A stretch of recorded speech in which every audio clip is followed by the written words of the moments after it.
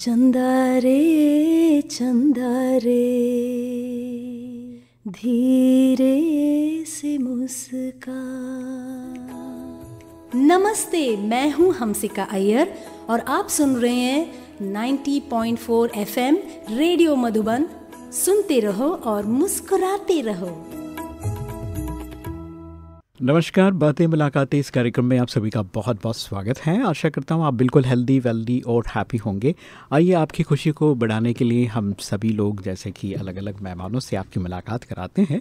तो आज हमारे साथ गुजरात से विशेष श्याम प्रताप जी हैं, जो सरपंच हैं और गाँव के विकास के लिए उन्होंने काफ़ी काम किया है और उन्होंने उसी संदर्भ में आज रेडियो पर अपने अनुभवों को साझा करेंगे। तो निश्चित तौर पर हमारे आस में जो आज सिरोही डिस्ट्रिक्ट में हम लोग हैं और गुजरात बॉर्डर पर है, तो निश्चित तौर पे राजस्थान और गुजरात के बॉर्डर पे जो गांव है उन सभी किसान वालों को, उन किसान भाइयों को एक नया जो है कॉन्सेप्ट मिलेगा और किस तरह से हम अपने गांव में रहकर गांव का विकास कर सकते हैं, इस विषय पर उनको बहुत ज़्यादा जो है प्रैक्टिकल जो एक्सपीरियंस है वो सुनने को मिलेगा। और हमारे दूसरे भूपेंद्र सर हैं, जो पानी के ऊपर उन्होंने काफ़ी काम किया है। निश्चित तौर पे जब भी आप एक ज़मीन के साथ जुड़ जाते हो तो पानी आपके लिए बहुत अहम भूमिका निभाती है। तो पानी को बचाना, पानी को बढ़ाना, ये कैसे हो सकता है, इस विषय को लेकर भी हम भूपेंद्र जी से सुनेंगे। तो आप सभी की तरफ से दोनों दिग्गजों का बहुत बहुत स्वागत है।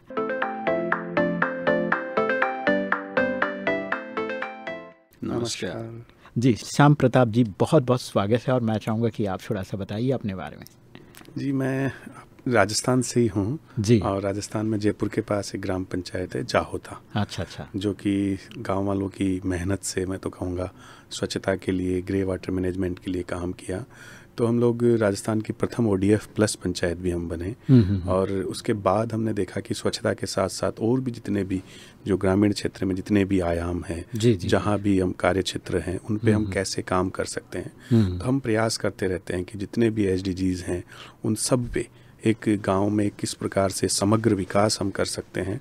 और मैं तो कहूँगा कि ब्रह्म कुमारी परिवार की जो एक हमें, मैं तो ये कहूँगा कि एक प्रेरणा उनसे मिली है कि किस प्रकार से हम राज ऋषि विलेज की जो स्थापना करनी है, उस दिशा में हमारा जो काम है वो हम चाह रहे हैं कि जिस प्रकार से जाहोता में हो रहे हैं, राजस्थान और गुजरात और आसपास के सभी राज्यों में, मैं तो यूँ कहूँगा कि पूरे भारतवर्ष में राज ऋषि विलेजेस ज़्यादा से ज़्यादा संख्या में बने और गांव समृद्ध हो, इसी दिशा में हम लोग काम कर रहे हैं। श्याम प्रताप जी, बहुत ही अच्छा लगा जिस लक्ष्य को लेकर आप काम कर रहे हैं और अभी तक जो आपने काम किया जिसके लिए आपको सम्मान भी मिला है, इसकी शुरुआत कैसे हुआ? क्योंकि अभी हम लोग जैसे कि रेडियो के माध्यम से गांव में जाना होता है, उनकी कुछ अच्छे अगर इवेंट्स होते हैं तो वो रिकॉर्ड करते हैं, उनके गाने रिकॉर्ड करते हैं। कई बार उनकी खेती में भी उन्होंने कुछ, अगर यहाँ पर आबू में आप देखेंगे कि सिरोही में ही काचोली करके गाँव है, वहाँ पर सोप बहुत अच्छा, और वो जो किसान हैं उन्होंने सोप की अपनी एक अलग जो है टेक्निक से उन्होंने बनाया और सोप बहुत ज़्यादा वो बनाते हैं, उगाते हैं। तो उनको ख़ास दूरदर्शन वालों ने भी शूट किया था उनकी पूरी कहानी को, तो हम भी उनसे मिले, बहुत अच्छा लगा। मैंने भी शूट किया, मैंने भी रिकॉर्ड किया। तो ऐसे करते हैं। लेकिन जब बात आती है गांव के विकास की, समग्र माना पूरा ऑलराउंड सभी लोग एकत्रित होने में थोड़ी सी दिक्कतें यहाँ हो जाती हैं, क्योंकि यहाँ गांव भी ऐसा मालूम नहीं पड़ेगा कि गांव किधर है, क्योंकि एक घर इधर एक घर उधर, ऐसे थोड़े दूर दूर टप्पे यानी अलग अलग रहते हैं। तो उस वजह से भी थोड़ी सी मुश्किल मुझे लगता है। और फिर अगर हम लोग गाँव की विकास करने की बात करें तो मैं चाहूँगा कि आपका अनुभव काफ़ी इम्पोर्टेंट रोल प्ले करेगा। तो किस तरह से वो शुरू हुआ आपका? वो देखिए, गाँव की समृद्धि की बात करते हैं कि जिस प्रकार से हम देखते हैं कि हमारे पूरे भारतवर्ष में जो मैक्सिमम आबादी है वो गाँवों में निवास करती है। और महात्मा गांधी जी भी हमेशा से ये चाहते थे कि ग्रामीण स्वराज की स्थापना हो। लेकिन अगर गाँव समृद्ध नहीं होंगे तो हम कल्पना भी नहीं कर सकते कि हमारा देश समृद्धि की ओर जा सकता है। तो हम सबको मिलकर एक पूरे परिवार के रूप में काम करते हुए समस्त ग्रामों को समग्र विकास करने की हमें एक बीड़ा उठाना चाहिए और हमें प्रयास करना चाहिए कि जिस प्रकार से हम पहले बात किया करते थे कि गांव का पैसा गांव में, गांव का पानी गांव में, तो जब तक गांव का पैसा और गांव का पानी गांव में नहीं रुकेगा तो गांव समृद्ध नहीं हो सकते। बिल्कुल बिल्कुल। तो उसके लिए हमें कोशिश करनी है कि हम जल संरक्षण पे भी काम करें। जिस प्रकार से आज गाँव की बात करते हैं तो सीसी सड़कें बन रही है, कई ईंट कंक्रीट की बिल्डिंगें बनाई जा रही है, लेकिन मेरा थोड़ा सा मानना इसमें अलग है कि हमें गाँव को बचाना है। हम गाँव का शहरीकरण करें, व्यवस्थाएं गाँव जैसी वो शहरों जैसी हो, लेकिन गाँव की जो मूलभूत संरचना है वो गाँव जैसी बची रहे। समृद्ध कब होंगे? जब गांव में हम जानते थे कि पहले जब वस्तु विनिमय का समय था तो गांव की तैयारियां, जो गांव की जितनी भी आवश्यकताएं थी वो गांव में ही पूर्ति होती थी। लेकिन आज गांव से शहर की तरफ लोग जा रहे हैं। पहले हर समाज के हिसाब से एक उनका फिक्स एक धंधा हुआ करता था कि वो इस क्षेत्र में वो काम करते थे। कुम्हार है तो वो मिट्टी का काम करता था, सुनार है वो अपना काम करता था, किसान अपना काम कर रहा था। लेकिन जो बदलता जो स्वरूप है आज पूरे विश्व का ही मैं तो कहूँगा, तो उसमें गाँव के प्रति जो लोगों की भावना बढ़ी है वो शहरों की ओर दौड़ रहे हैं काम के लिए। तो हमें प्रयास करना चाहिए कि गांव में कितनी समृद्धि रहे, यहाँ के रोजगार को हमें बढ़ावा मिले, महिला सशक्तिकरण पे काम होना चाहिए, स्वच्छता के लिए काम होना चाहिए। आज खेती में हम देखते हैं कितने पेस्टिसाइड्स का यूज किया जा रहा है, तो आज ये सब जान रहे हैं कि इसका कितना बड़ा ये अभिशाप जैसा एक हमारे साथ होने जा रहा है। आज हर घर में कैंसर के रोगी पाए जा रहे हैं। तो जब समग्र विकास की बातें आती हैं तो हमें हर क्षेत्र पे काम करना पड़ेगा जब हमारे गांव समृद्ध होंगे। बिल्कुल बिल्कुल। श्याम प्रताप जी, बहुत ही अच्छी बात आपने बताया कि किस तरह से हम लोग जो है गांव का विकास की जब बात कर रहे हैं तो समग्र विकास की अगर बात करें तो ज़्यादा बेहतर होता है।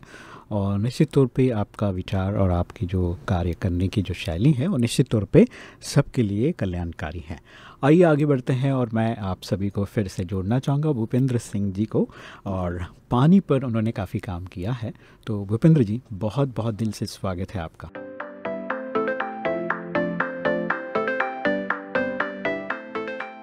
जी धन्यवाद। और मैं चाहूँगा कि आप भी अपने बारे में बताइए, आपने जिस तरह से वर्कआउट किया है। जी, मेरा नाम भूपेंद्र सिंह है और हम लोग आकार चैरिटेबल ट्रस्ट के माध्यम से पूरे देश भर में बरसाती पानी को सहेजने के लिए स्ट्रक्चर बना रहे हैं कम्युनिटी के सहयोग से।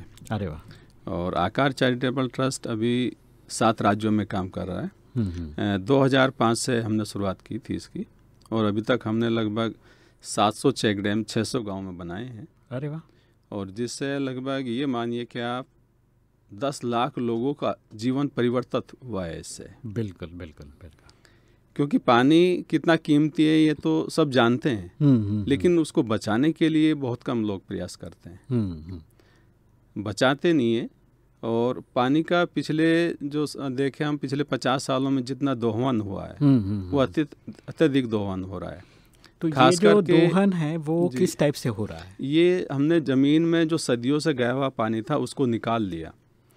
और उससे पहले सरफेस वाटर पे, नदियों पे, तालाबों पे लोग निर्भर होते थे, लेकिन जब से हमने ज़मीन का पानी निकालना शुरू कर दिया और ज़मीन को पूरा खाली कर दिया पानी निकाल करके, अच्छा, तो जिस गति से पानी हम निकाल रहे हैं उस गति से पानी जाना बंद हो गया। पहले जंगल थे तो जंगल थे, बारिश होती थी, पेड़ पौधों की जड़ों के माध्यम से भी ज़मीन में पानी जाता था, तालाब होते थे और आंगन भी कच्चे होते थे, सब कुछ कच्चा था, सब कुछ कच्चा था, सब पक्का हो गया। और जैसे जैसे हम विकास की दौड़ में आगे बढ़े, जंगल कटते चले गए, खेती की ज़मीन कम होती चली गई, कुछ खेती के लिए भी जंगल काट दिए, आंगन पक्के हो गए, रोड पक्के हो गए, छतें पक्की हो गई, सब कुछ पक्का हो गया।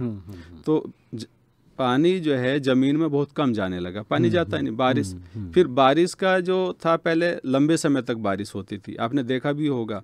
अभी जो बारिश होती है कम समय में, बारिश उतनी होती है कम समय में होती है, और जैसे होती है वो बह करके पानी निकल जाता है, उसको मौका ही नहीं मिलता ज़मीन में जाने का। पहले बारिश भी धीरे धीरे होती थी, पेड़ पौधे थे, जंगल थे, तो पानी ज़मीन में रिसता था और वो नीचे ज़मीन का पेट भरता था।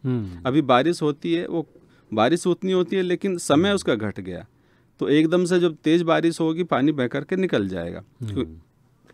तो उस वजह से जो जमीन और पानी हम ज़मीन से निकालने लगे दिन प्रतिदिन। जब से ये बोरिंग करने लगे, पहले कुएं खोदते थे, कुएं खोदने में फिर भी समय लगता था, एक कुआं लगभग 2-3 महीने में तैयार होता था, बहुत श्रम लगता था। और आजकल तो मशीनें आ गई, ड्रिल करते हैं और सुबह से शाम तक ट्यूबवेल तैयार हो जाता है, तो उसमें मेहनत भी नहीं लगी। और फिर बिजली लग गई, पंप लग गया, बटन दबाते हैं और पानी को बहाते हैं, गाड़ियाँ धोते हैं, जो भी फर्श को धोते हैं या जो भी कुछ काम, मतलब हमने तो इवन यहाँ तक भी देखा है लोग पाइप लगा करके खड़े हो जाते हैं नहाने के लिए। एक तो पानी को इस तरह से बर्बाद कर रहे हैं, दूसरा इसके अगर हम देखें, दूसरा ये भी है कि पानी पीने के लिए भी उपलब्ध नहीं है। कुछ जगह ऐसा है जहाँ पानी को इस तरह से बर्बाद कर रहे हैं, दूसरी जगह ऐसी जहाँ पीने के लिए भी पानी कई कई किलोमीटर से दूर लाना होता है। बिल्कुल। तो आकार चैरिटेबल ट्रस्ट ने ये सोचा, पहले एक अकाल भी पड़ा था, उस वक्त इसकी स्थापना हुई थी कि हम पानी को सहेजने के लिए काम करेंगे। जो गांव से जो लोग पलायन करके शहरों की तरफ जो दौड़ रहे हैं, क्योंकि पानी नहीं रहा तो खेती नहीं हो पा रही, बिल्कुल लोग शहरों की तरफ पलायन कर रहे हैं, तो बरसाती पानी को सहेजने के लिए काम शुरू किया। और अभी तक हमने, जैसे मैं बताया था कि 700 चेक डैम हमने अभी लगभग बना दिए हैं। तो बनाने के पीछे दूसरा इसमें तरीका ये है कि हम वहीं पे काम करते हैं जहाँ लोग तैयार होते हैं उसको बनाने के लिए और उसमें अपना श्रमदान या सहयोग देने के लिए। बिल्कुल। चलिए, बहुत ही अच्छी बात आपने बताया भूपेंद्र सिंह जी। आशा करूंगा कि हमारे सभी दर्शक मित्र, जो श्रोता मित्र सुन रहे हैं, उन सभी को भी अच्छा लग रहा होगा कि किस तरह से हम पानी का दोहन कर रहे हैं, क्योंकि बहुत बार ऐसा होता है कि पानी किस तरह से ख़त्म हो रहा है, इसके बारे में लोगों को जानकारी भी नहीं होता है। तो आज जो सिस्टमेटिक ढंग से हम लोग मशीनरी का उपयोग कर रहे हैं, लेकिन उतने ही अच्छे ढंग से हम पानी को प्रिजर्व करने में या बरसात के पानी इकट्ठा करने में शायद वो मात्रा कम है। जी, जितना निकालने में हम लोग होशियार हो गए हैं, उतना डालने में होशियार नहीं हुए। शायद यहाँ पर काम करने की ज़रूरत है, ये मुझे लग रहा है कि, और आप भी इस बात को अच्छी तरह से समझ रहे होंगे। तो ये बात मुझे लगता है कि हम अगर गाँव वाले चाहे तो ये कर सकते हैं। जी बिल्कुल।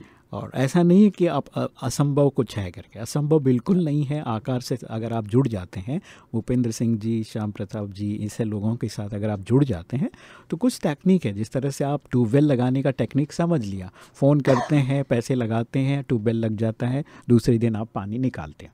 तो वैसे ही आकार से जुड़ने के बाद आपको ये टेक्निक समझ में आ जाएगा कि कैसे हम बरसाती पानी को रुका सकते हैं, अपने गांव की पानी का जो स्तर है वो बढ़ा सकते हैं, है ना? मेरे ख्याल से सही बोल रहा हूँ। तो वो भूपेंद्र सिंह आपको बताएंगे। आप इनका जो है आकार संस्थान का जो है, गूगल में भी आप सर्च करेंगे तो नंबर वगैरह मिल जाएगा। और अभी फ़िलहाल तो ये तपोवन में है, चंद्रेश भाई के साथ मिलकर काम कर रहे हैं। और अपना ट्रोमा सेंटर जो है, हॉस्पिटल आप आते ही होंगे, तो इसके बिल्कुल अपोजिट में शिवमणि होम है, के पीछे बाजू जो है बहुत ही सुंदर एक कार्यक्रम चल रहा है खेती का, ऑर्गेनिक फार्मिंग का। और वहाँ पर आप इनसे मिल सकते हैं, और चंद्रेश भाई भी हैं, उनसे मिलकर आप अगर अपनी गांव की थोड़ी समस्या बता दें और पानी को समृद्ध करने के लिए आपकी तैयारी बता देंगे, तो फिर बाकी काम हो जाएगा। पहली बात तो क्या है कि हमें पानी चाहिए या हमारे गाँव को हम पानी से समृद्ध करना चाहते हैं, ये संकल्प आना बहुत ज़रूरी। जब तक ये संकल्प आप गाँव वालों के अंदर नहीं आएगा तो पानी भी नहीं आएगा। तो ये बहुत ज़रूरी है कि पहले एक संकल्प से कहानी शुरू होती है, तो आप इस बात पर ज़रूर काम करें। तो मैं चाहूँगा कि अभी एक छोटा सा ब्रेक लेते हैं और फिर उसके बाद बातें करते हैं। आप सुन रहे हैं रेडियो मधुबन 90.4 FM, सुनते रहो, मुस्कुराते रहो।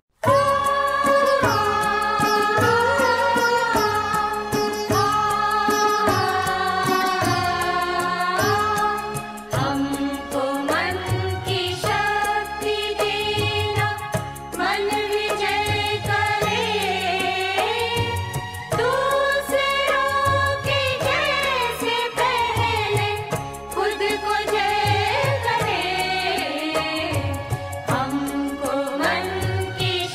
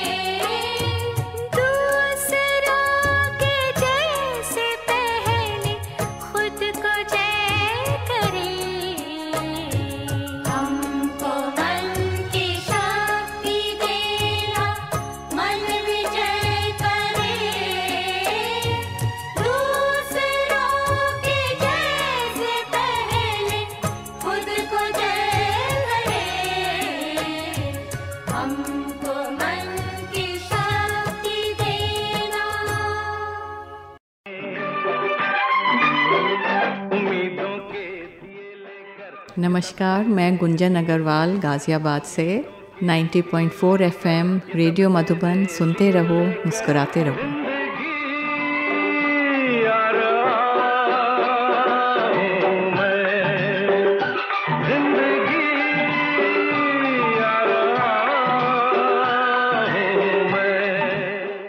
नमस्कार, ब्रेक के बाद आप सभी का फिर से एक बार स्वागत है। बहुत ही अच्छी बातें हो रही हैं। भूपेंद्र सिंह से हमने पानी के बारे में सुना और श्याम प्रताप जी से समग्र विकास गांव का कैसे हो इस विषय पर बातें चल रही हैं।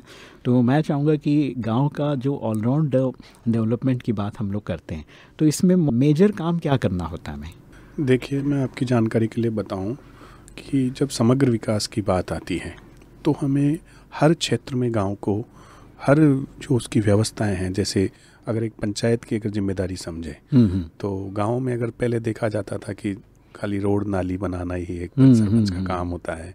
कई जगह हम देखते हैं कि सरपंच कई लाखों रुपए खर्च करके बनते हैं तो उन लाखों को और लाखों में कन्वर्ट करने में लगे रहते हैं। लेकिन यदि निष्ठा के साथ काम किया जाए, और जैसे हम बात करते हैं कि सरपंच के अधिकार क्या हैं, तो हर क्षेत्र में हम देखते हैं अधिकारों की हम चिंता करते हैं हमेशा, लेकिन अगर हमें कर्तव्यों का बोध हो जाए कि मैं जिस सीट पे बैठा हूँ, आज आप एक आरजे के रूप में काम कर रहे हैं, तो आपका उद्देश्य रहना चाहिए कि मैं कितनी सकारात्मकताओं को ज़्यादा से ज़्यादा लोगों तक पहुँचाऊँ। बिल्कुल। आप आरजे के माध्यम से ये तो कर सकते हैं कि मैं कितना समय मेरे को बाइट देनी है, मेरा टाइम समय ज़्यादा रहे, लेकिन वो अधिकार हो सकता है। लेकिन आपका कर्तव्य ये बनता है कि आपका सलाहकारों को आप और जनता तक पहुँचाए, उनकी किस प्रकार से मदद करें। उसी प्रकार से एक सरपंच का कर्तव्य होता है कि उस गांव में हर प्रकार का विकास हो। वहाँ की महिलाएं जो हैं वो, ऐसे हम कई जगहों पर देखते हैं कि हमारा पुरुष प्रधान जो देश है या समाज है, तो वहाँ पे अगर पुरुष कोई गलत काम करता है तो महिला, मतलब आप रोज़ हम नई नई कहानियाँ सुन रहे हैं। बिल्कुल। तो महिलाएं अगर सक्षम बने तो हमारा उसमें उद्देश्य यही रहा। तो आज पूरे राष्ट्र में 2 पंचायतों को चुना गया है। इसमें एक जो SDGs का है महिला हितैषी पंचायत, उसमें भी ग्राम जाहोता को चुना गया है, जिसमें पूरे राजस्थान को रिप्रेजेंट महिला हितैषी पंचायत में आज जाहोता कर पा रहा है। तो महिलाओं की स्थिति हम देखते हैं, अगर हम जैसे मैं अभी सिरोही का जो मेरा अनुभव रहा जी, तो महिलाओं के लिए क्या है, जैसे यहाँ पर उतनी ज़्यादा संभावनाएं नहीं हैं, घर से इतना नहीं निकल पा रही, हाउसवाइफ तक सीमित है। जैसे कि अगर हम बात करें जयपुर के पास होने की वजह से, हमारे यहाँ महिलाएं थोड़ी पढ़ी लिखी होने की वजह से, या मान लो अपने अधिकारों को उनको वो आ गया, जानकारी हो गई, अपनी जिम्मेदारियों को वो समझ रही हैं और समाज में अपनी जिम्मेदारियों का निर्वहन करते हुए समाज में और महिलाओं को भी प्रेरित कर रही है। उसी प्रकार से आज खेती की बात करते हैं, या आज हम सामाजिक न्याय की बात करते हैं, या हम बात करते हैं शिक्षा की, या हम बात करते हैं चिकित्सा प्रणाली की, तो ये हर विषय पर जिम्मेदारी अपनी निभानी पड़ेगी। एक सरपंच का उद्देश्य रहता है कि जो उसके गांव में जितनी भी आबादी है, वो लोग, उसमें से मैक्सिमम लोगों को ये विश्वास रहता है कि इस बार कोई सरपंच बनेगा जो हमारे लिए काम करेगा। बिल्कुल। तो इसलिए एक सरपंच को चुना जाता है। तो सरपंच को अपने कर्तव्य का जानकारी रखते हुए उन लोगों के लिए सोचना चाहिए कि आज इन्होंने इतने विश्वास से मुझे जिताया है या मुझे ये जिम्मेदारी दी है, मैं इसका निर्वहन कर पाऊँ, तब जाके विकास हो पाएगा और हमारा देश आगे बढ़ पाएगा। और हम जो बात करते हैं ग्रामीण स्वराज की, तो उसी की स्थापना तभी हो पाएगी। बिल्कुल बिल्कुल बिल्कुल। श्याम प्रताप जी, बहुत ही अच्छी बात आपने बताया, और मुझे लगता है कि एक सरपंच का अपना कर्तव्य का बोध होना बहुत ज़रूरी है, और यही एक इम्पॉर्टेंट रोल प्ले करेगा गांव के समग्र विकास में। और निश्चित तौर पे आपने बताया कि सिरोही की जो स्थिति है वहाँ पर महिलाओं को थोड़ा सा कम चांस मिल रहा है, तो यहाँ पर ये बातें आपने देखी। तो मैं चाहूँगा कि आने वाले समय में आप यहाँ पर भी चेंज देखेंगे, जैसे आप जयपुर के पास में रहते, वो महिलाओं को जो है ख़ास काम करने का अधिकार सौंप दिए हैं। तो आइए अब मैं फिर से एक बार भूपेंद्र जी से जोड़ना चाहूँगा आप सभी को। तो जैसे कि आप काफ़ी टाइम से पानी के लिए काम कर रहे हैं, तो गांव के अंदर गांव को पानी का जो स्तर है उसको बढ़ाने के लिए, समझो एक छोटा सा गांव की हम लोग बात करें, तो वहाँ से जैसे शुरू हो जाए, तो एक गांव है और आप उसमें पानी को अगर बढ़ाना चाहते हैं, बारिश का पानी को रुकवाना चाहते हैं, तो ऐसे सिंपल क्या टेक्निक है, गांव के लोग या सरपंच मिलके क्या कर सकते हैं? उसमें सबसे पहले तो गांव के लोगों की, जैसे हम करते हैं, बिल्कुल बिल्कुल आप करते हैं, बता, जैसे हम गांव में काम करते हैं, गांव में हम एंट्री करते हैं, लोगों से संपर्क करते हैं डोर टू डोर, और सब लोगों को एक जगह बुला करके मीटिंग उनकी लेते हैं। फिर वहाँ पे एक रिसोर्स मैप हम गांव के लोगों से बनवाते हैं कि यहाँ पे क्या क्या संसाधन गांव में हैं, पानी के क्या संसाधन है, खेती के क्या हैं, और स्कूल है, शिक्षा के क्या क्या है, तो वो सब रिसोर्स मैप हम उन लोगों से बनवाते हैं। फिर हम उनसे वो चर्चा कराते हैं कि पानी की क्या व्यवस्था यहाँ पे है, पानी भरपूर मात्रा में है या नहीं है, क्या स्थिति, फिर लोग बताते हैं वो सब। तो उसी दौरान हम लोग देखते हैं कि उसमें कौन कौन लोग इंटरेस्टेड होते हैं, कौन उसमें रुचि ले रहे हैं इस चर्चा में, और कौन लोग नहीं ले रहे। सब लोग एक जैसे गांव में नहीं होते, लेकिन कुछ लोग उसमें से निकाल आते हैं जो इस तरह की रुचि रखते हैं इस तरह कामों में। फिर वो बताते हैं कि पानी बरसता है, यहाँ से आता है, लेकिन बह करके चला जाता है, इसको कहीं रोका नहीं गया, या फिर कहीं कहीं पे रोका हुआ भी है, और कहीं पे कुछ स्ट्रक्चर जो पहले बनाए थे किसी ने वो टूट भी गए हैं।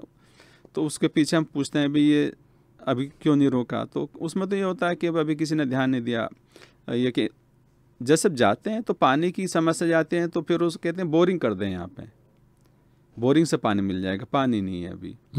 तो फिर हम उनको लेकर आते हैं, भाई पानी पहले था क्या, बोलते पहले तो बहुत पानी था, अब क्या हुआ, पानी नहीं है, बारिश नहीं, बोलते हैं बारिश नहीं होती, बारिश तो अभी भी होती है, कम होती है, लेकिन पानी पहले था और अब नहीं है। तो लोग स्वयं ही बोलते हैं कि पानी ज़मीन में था और वो निकाल लिया, अभी वो तो जैसे निकालते जाएंगे और वो पानी नीचे जाएगा, तो इसको भरने का क्या उपाय है। जैसे एक घड़ा है, कोई हम घड़ा भर के लाए पानी का और उसमें से हम दिन भर पी लेंगे, यूज कर लेंगे, तो उसको वापस भरना पड़ेगा। ऐसी ज़मीन का है, ज़मीन में जो पानी सदियों गया हुआ था उसको हमने बहुत कम समय में निकाल लिया, और उसमें जाने के जो स्रोत थे वो सब बंद हो गए या कम हो गए, तो उनको फिर वापस हमको स्रोत बनाने पड़ेंगे ताकि ज़मीन का पेट भर जाए, उस घड़े को फिर भरना पड़ेगा। बिल्कुल। तो ज़मीन का पेट भरने के लिए हम क्या कर सकते हैं, तो फिर उन बात करते हैं कि जैसे पानी बह के जा रहा है, इसको यहाँ पे रोक सकते हैं, यहाँ पे रोकेंगे, यहाँ पे रोकेंगे, इस तरह से अगर रोकेंगे तो यहाँ इस गांव का, इस क्षेत्र का पानी रुकेगा, ये ज़मीन के पेट में जाएगा, वापस पानी आएगा। और तो उसके लिए जहाँ लोग तैयार, ठीक है बना दो साहब, फिर हम अपनी बात रखते हैं कि बनाना तो आपको ही है, हाँ, हम तो केवल मदद कर सकते हैं, बता सकते हैं कैसे बनाना है, कितना बड़ा बनेगा, कितना ऊंचा बनेगा, और इसमें हम अगर आप आर्थिक रूप से सक्षम नहीं हैं तो कुछ मदद कर सकते हैं। बिल्कुल। फिर बात चलते हुए बढ़ती है कि ठीक है, हम ये लास्ट में आकर के 1/3 आपको इसमें खर्च करना पड़ेगा, या तो आप इसमें श्रम कर दीजिए, या यहाँ पे पत्थर हो तो पत्थर उपलब्ध कराइए, बजरी उपलब्ध कराइए। जब तक इसमें आपका हिस्सेदारी नहीं होगी तब तक हम इस काम में सपोर्ट नहीं करेंगे। तो उसके पीछे हमारा मानना ये भी है कि जब तक आदमी का उसमें अपना श्रम या पैसा या नहीं लगता तब तक वो उसका स्वामित्व की भावना उसके अंदर नहीं आती। क्योंकि सरकारी काम जितने भी आपने देखे होंगे, लोगों की जो मानसिकता होता है ये होती है सरकारी है, मेरा नहीं है। गांव में किसी में रोड बन रहा हो, कोई जाके ये नहीं पूछता उसमें उन्होंने कितना सीमेंट मिलाया है, कितनी रोड़ी मिलाई, क्या इसका रेशो था, कितना बजट आया था, कितना सरकार है और ठेकेदार है, साहब कर लेगा वो तो। जबकि भूल अवेयरनेस की कमी है। बिल्कुल। क्योंकि पैसा तो पब्लिक का ही है, वो ना सरपंच का है, ना किसी विधायक का है, ना किसी गवर्नमेंट का है। बिल्कुल। पैसा पब्लिक का है और पब्लिक के विकास के काम के लिए लग रहा है, लेकिन वो इनडायरेक्टली है। वो लोग समझते हैं कि सरकार का है, तो सरकार के काम के प्रति या कोई बाहर से कोई आके भी दे के भी चला गया, अगर मुफ्त में कुछ भी मिल गया उसकी वैल्यू नहीं होती। बिल्कुल। और जब उसमें उसका श्रम लग जाता है, पैसा लग जाता है, तो उसका स्वामित्व तो उसमें जुड़ जाता है, वो लगता है मेरा अपना है। कोई अगर उसको तोड़ेगा, खराब करेगा तो मुझे दर्द होगा, तो मैं उसको रोकूंगा, मैं उसकी केयर भी करूंगा। बिल्कुल। तो उसके पीछे हम फिर बोलते हैं कि ठीक है, जब तक आपका हिस्सा इसमें नहीं लगेगा तब हम सहयोग नहीं करेंगे। फिर कई जगह नहीं भी हो पाता, कई जगह हो भी जाता है, जहाँ तैयार होते हैं वहाँ पे हम लोग उनको सपोर्ट करते हैं और वो पानी का काम शुरू हो जाता है। इस तरह से पानी के काम हम लोग करते हैं। और कहानी तो ये है, अभी तक हमने लगभग 600 गांव में ये काम किए हैं। एक गाडराटा गांव है जहाँ पे हमने 2008 में एक चेक डैम बनाया था। लगभग 35-40 परिवारों का ही वो गांव, छोटा गांव था, और एक चेक डैम वहाँ बहुत पहले गवर्नमेंट ने बनाया था, लेकिन वो बात वही थी, वो गवर्नमेंट ने बनाया था, उसकी क्वालिटी उस स्तर की नहीं रही, लोगों ने ध्यान नहीं दिया, वो टूट गया पहली बारिश में, और वो कम से कम 10-15 सालों तक ऐसे ही पड़ा रहा। किसी ने उसको ठीक करने की, सरपंच भी आए, दूसरे की कोशिश नहीं की। हम लोगों ने जब वहाँ लोगों के साथ में प्रयास किया, लोग तैयार हुए और उसको बनाया, आज उस गांव का कायापलटी हो गया। बिल्कुल। तो इस तरह से बहुत सारे गांव, गाडराटा तो उनमें से एक है, बहुत सारे गांव हैं। अभी पाली में हमारा एक चेक डैम है, गोंदा बेरा करके, वहाँ पे भी यही रिपीट हुआ। मैं गवर्नमेंट के काम को क्रिटिसाइज नहीं कर रहा, बिल्कुल बिल्कुल। गवर्नमेंट के जो बड़े काम होते हैं जिन पर निगरानी रहती बहुत अच्छे होते हैं, लेकिन जो छोटे छोटे जो काम होते हैं उन पर इम्प्लीमेंटेशन में कमी रह जाती है। गांव के लोग ध्यान नहीं दे पाते और वो पहली बारिश में वो भी वॉश आउट हो गया, टूट जाता। 35 लाख उस बताया था उन्होंने, शायद 75 लाख रुपया की लागत से गवर्नमेंट ने बनाया था वो डैम, और पहली बारिश में चला गया था। किसी के काम नहीं। हाँ, ये बात है पाली डिस्ट्रिक्ट में, रायपुर तहसील में चावंडिया गांव है वहाँ पे। तो फिर हमने लोगों के साथ उसको हटा करके सब वो नया बनाया। वही चेक डैम हमने 35 लाख रुपए की लागत में बनाया और आज भी मजबूत। उस एक चेक डैम से 7 गांवों को फायदा हुआ। जब वो चेक डैम बन रहा था उस दौरान भी कुछ लोग आते हैं। एक सरपंच था पास के गांव का, वो बोला कि नहीं ये सब क्या होगा यार, मेरे खेत डूब जाएंगे, ये हो जाएगा वो जाए। उसने थोड़ा उसका विरोध भी किया, लेकिन जो वहाँ के लोग, स्थानीय लोग थे, उन्होंने उसको समझाया और उसका विरोध को नकार दिया कि नहीं हम बनाएंगे, अपने स्तर से बनाएंगे। और उन्होंने बनाया। आज वो जो विरोध करता था उस टाइम, अब वो वापस आता है, कहता नहीं उस टाइम बहुत अच्छा काम किया, क्योंकि उससे उसको भी फायदा हो गया उसको भी। तो शुरू में जो विरोध करने वाले लोग हैं, जब फायदा मिल जाता है तो वापस फिर आते हैं और वो रियलाइज करते हैं कि नहीं ये काम सही है। चलिए भूपेंद्र जी, बहुत ही अच्छी बात आपने प्रैक्टिकल एग्जाम्पल देखे बताया, जिससे हमारा जो है गांव के विकास में किस तरह से डैम काम करते हैं। और उसके लिए एक जागरूकता बहुत ज़रूरी है, अवेयरनेस बहुत ज़रूरी है कि ऐसा नहीं कि सरकार का पैसा है तो कोई भी करे, कैसा भी करे।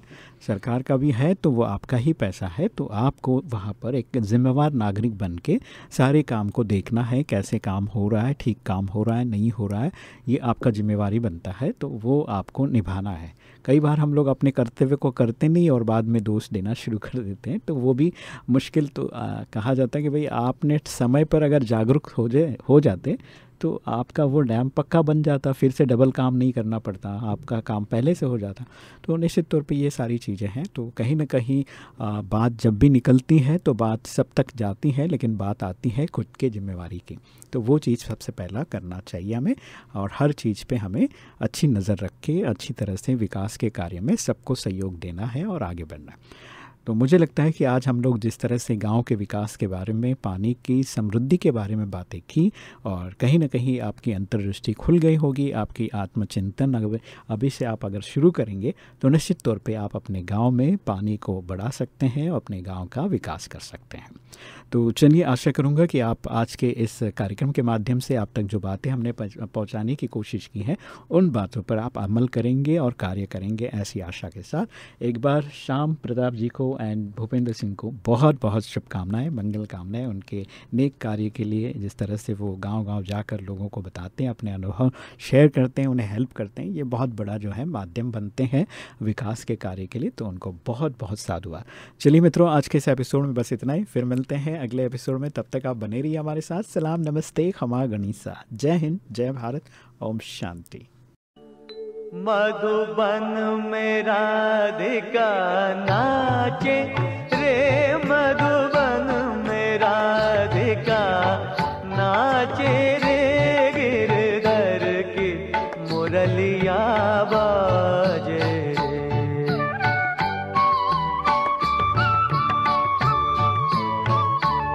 गिरधर की मुरलिया बाजे रे, मधुबन में राधिका नाचे रे।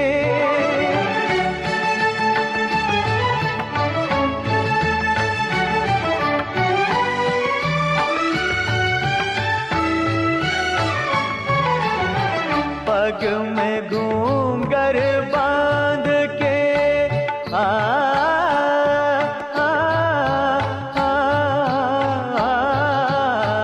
पग में घूंघर बांध के, घूंघटा मुख पर डार के, नैनन में गजरा लगा के रे, मधुबन में राधिका नाचे रे।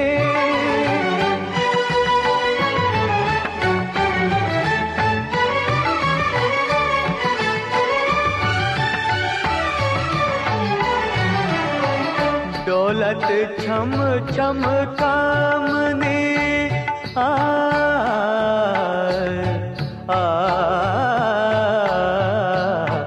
डोलत छम छम कामनी चमकत जैसे दामनी चंचल प्यारी छब लागे रे मधुबन में राधिका नाचे रे गिरधर की मुरलिया बाजे रे मधुबन में राधिका नाचे रे।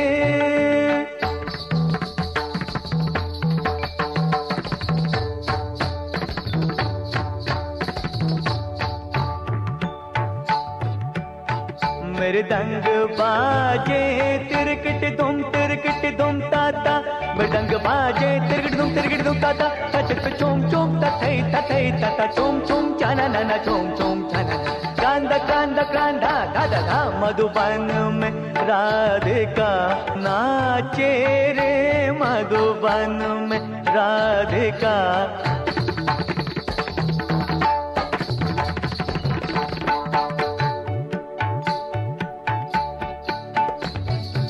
सरे सगरे मग पम ध प नि ध सा नि रे सा रे सा नि ध प म प ध नि सा रे सा नि ध प म प ग म ध प ग म रे सा मधुबन में राधिका नाचे रे सा सा सा नि ध प म प ध प ग म रे सा नि रे सा सा सा ग म प ध नि ध सा मधुबन में राधिका नाचे रे मधुबन में राधिका।